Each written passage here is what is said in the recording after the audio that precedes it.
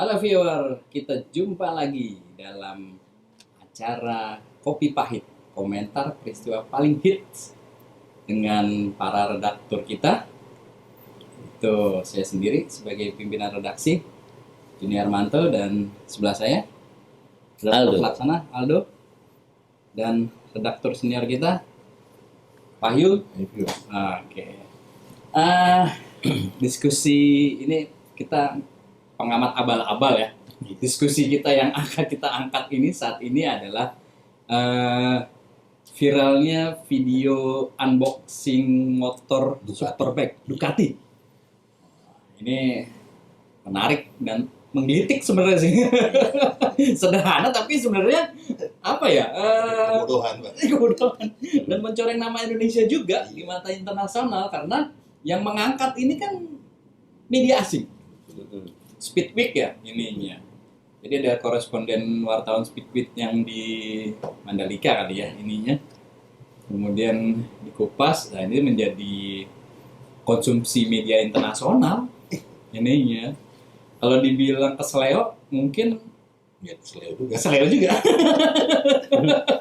Ini event pertama kita Superbike, World Superbike Mandalika di Lombok, Nusa Tenggara Barat, yang akan diselenggarakan tanggal 19 sampai 21 November.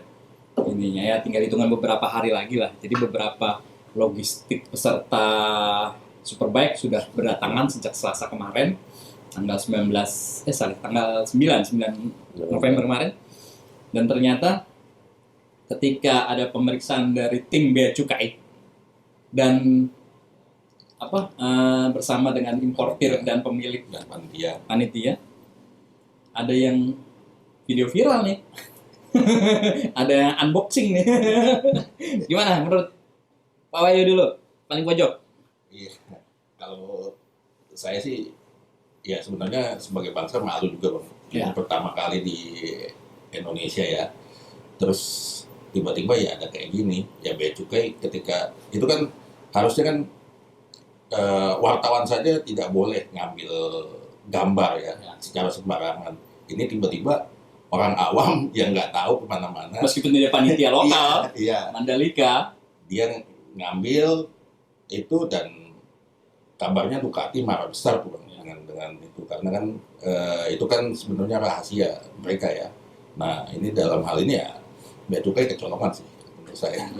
Ya, ada pihak yang merasa kecolongan lah atas insiden itu yang mungkin nggak ya, walaupun Bea Cukai sudah bantah bahwa mereka yang melakukan itu. Ya betul. Bea Cukai sudah mengklarifikasi bahwa mereka melakukan tugasnya sudah sesuai prosedur. Ada importir dan pemilik ini, kemudian ya tidak ada yang melanggar. Iya. Karena video yang viral itu bukan video produksi Bea Cukai juga kan? Tapi orang itu pasti berada di situ karena dia panitia lokal. Iya. Nah, itu aja sebenarnya. Ada unsur yang mungkin tidak diketahui lah ininya. Pikir dia panitia lokal nggak bakal melakukan apa-apa gitu loh. Ternyata ada aturan World Superbike yang tidak boleh melakukan itu. Gitu. Kebodohan kecil sih sebenarnya. Kebodohan kecil. Kecil tapi efeknya fatal banget ininya. Gimana? Aldo? Iya. Sekarang Bang Aro ya. Maksudnya nih ya. Biasanya Bang Polda ya. Ganti ya, lagi berhalang. Saya juga berhalang. Saya juga ganti juga viewernya. Ganti Pak Polda lah. Langsung ditodong sama teman-teman. Jadi pertama kita patut berbangga ya, Bang Aro, Bang Wahyu. Tidak dalam waktu dekat Presiden Joko Widodo akan meresmikan sirkuit. Ya. Namanya tuh Pertamina Mandalika International, nama sirkuitnya ya, karena Pertamina sponsor lah di situ. Bannernya tuh ada gede.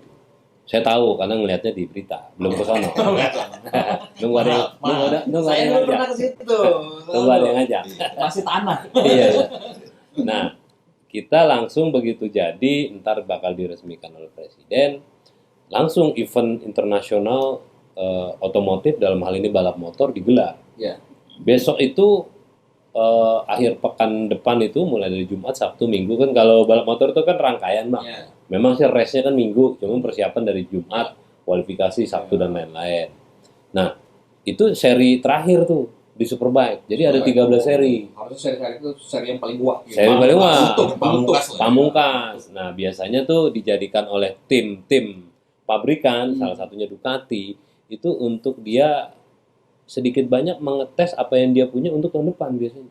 Termasuk tampilan motornya misalnya.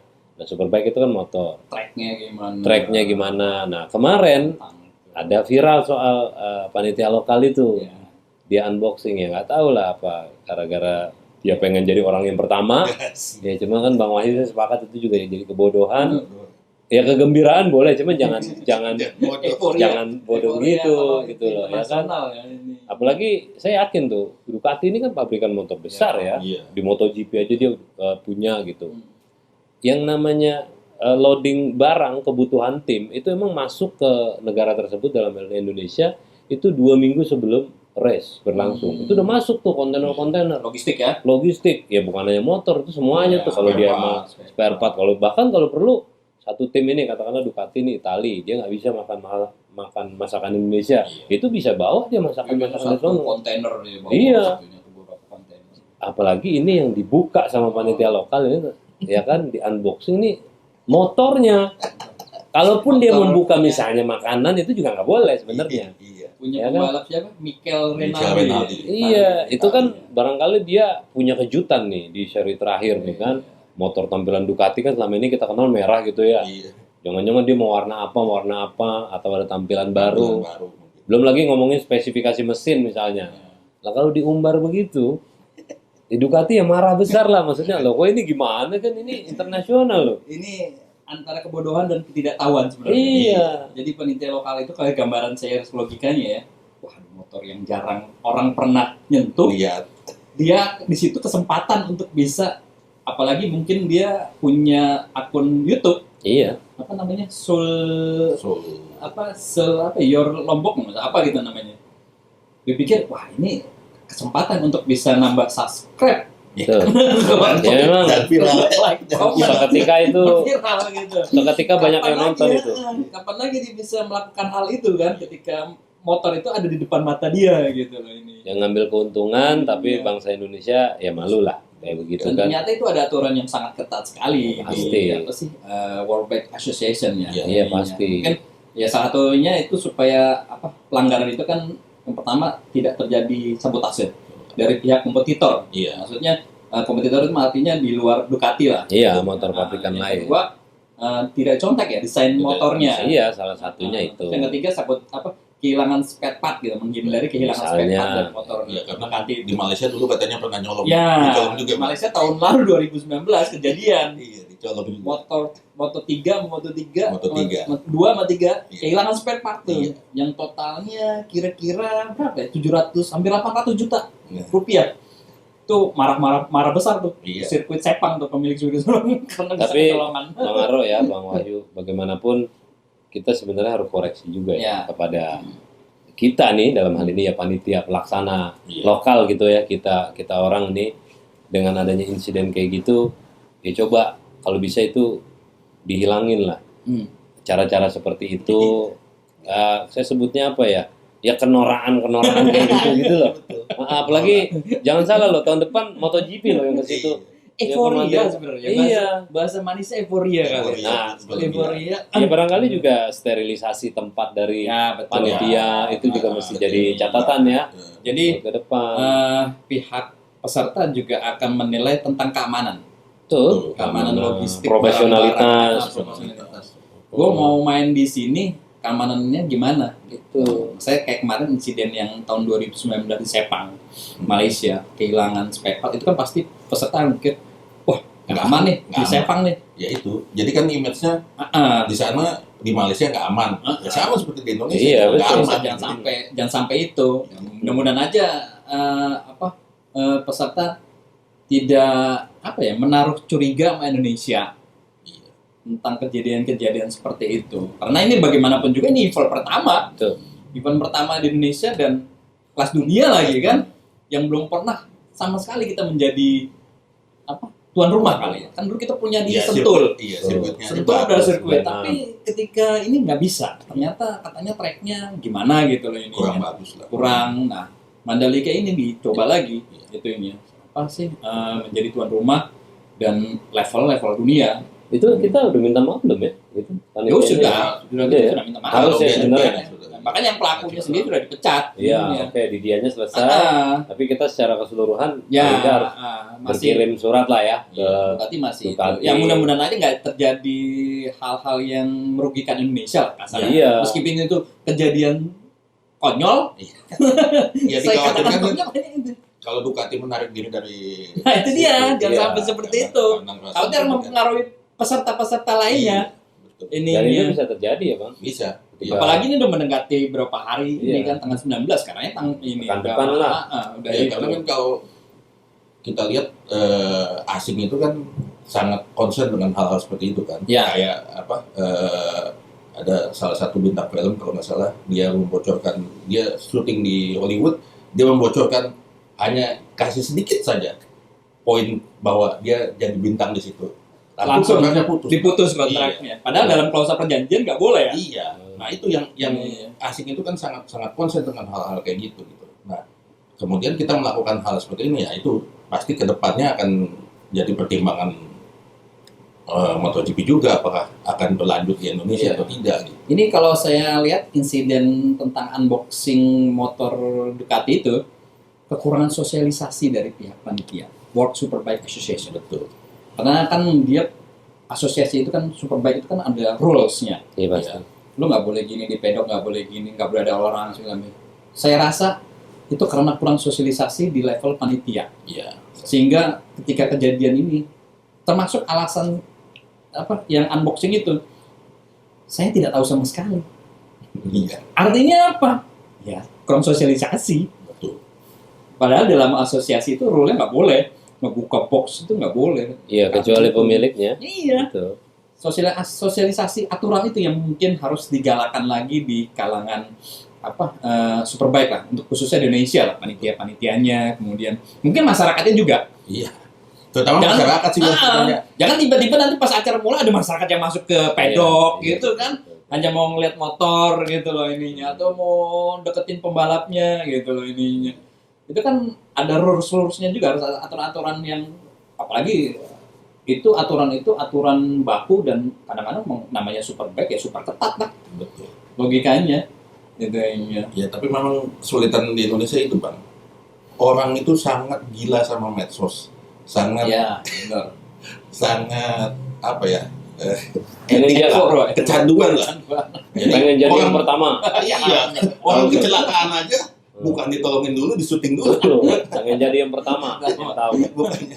Pelopor jadi Iya. pelopor jadi pertama. Nah, itu ya yang nyebabin hal-hal seperti ini. Iya benar, Kadang-kadang benar ya, jadi pertama karena emang kemarin barang itu kan baru datang Iya. dari diangkut pakai pesawat dan Boeing mungkin Iya, apalagi kan kita bukannya Oh, meremehkan Indonesia Timur, ini. melihat barang yang kayak gitu kan Ya. jarang sekali mungkin. Nah, dan ini pembelajaran juga bagi kita masyarakat di mana menyambut event-event internasional.